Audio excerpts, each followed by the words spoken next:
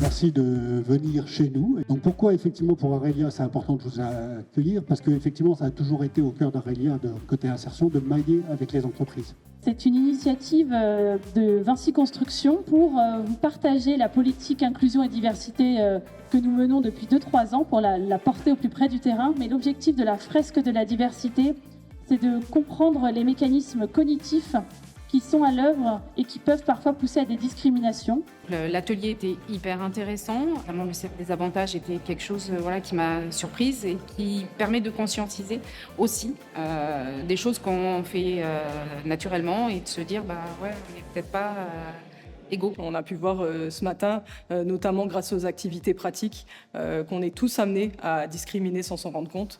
Et c'est bien déjà d'en avoir conscience pour pouvoir agir contre ça. J'ai pris conscience en fait des biais cognitifs que j'ai en moi, sur les stéréotypes que je vois, sur des actions que j'ai eues par le passé et que je comprends mieux aujourd'hui. On a eu l'idée de ce Tour de France de l'inclusion, c'était pour parler de l'inclusion de manière pragmatique, de manière à partager à l'échelle de Vinci Construction sur un territoire les différentes expériences que vous avez menées. On a 3 piliers, vous l'avez vu, l'inclusion par l'emploi, l'inclusion par la santé et puis l'inclusion de tous les talents.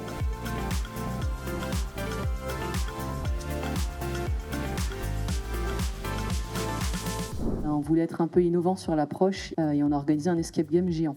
Et l'idée, en fait, c'est d'aborder le sujet du sexisme sous un angle un peu gamifié. Bon, j'ai demandé aux cadres de ma délégation qui sont là aujourd'hui, ils s'en souviennent, donc c'est que ça a marché. Un jour, je rentre au bureau, ma directrice me saute dessus en me disant « J'ai rencontré quelqu'un, il est génial, il faut que tu regardes le CV tout de suite ».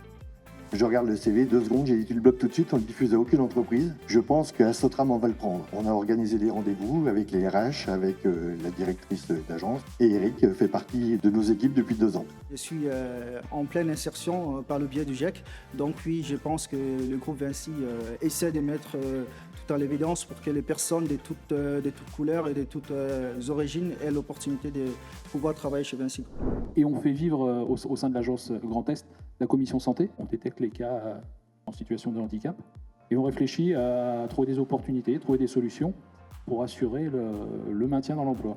La Fondation Vinci, c'est une structure, c'est un des outils par lequel le groupe Vinci fait du mécénat. Et les 2 grandes missions de la Fondation, c'est d'une part de soutenir ces associations qui œuvrent à la fois pour de l'insertion sociale et professionnelle, mais aussi de favoriser l'engagement de chacun de ses collaborateurs. Ça, c'est une vraie force. Donc cet engagement dans NQT en tant que mentor, il nécessite simplement de dire qu'on veut être mentor. On nous met en relation avec des jeunes qui ne trouvent pas de travail dans des domaines qui sont parfois complètement différents du nôtre. C'est maintenant à vous de porter la parole, comme on dit, de faire vivre ces valeurs. Et puis pourquoi pas d'imaginer des événements dans vos périmètres respectifs, de faire vivre ça avec votre ADN à vous.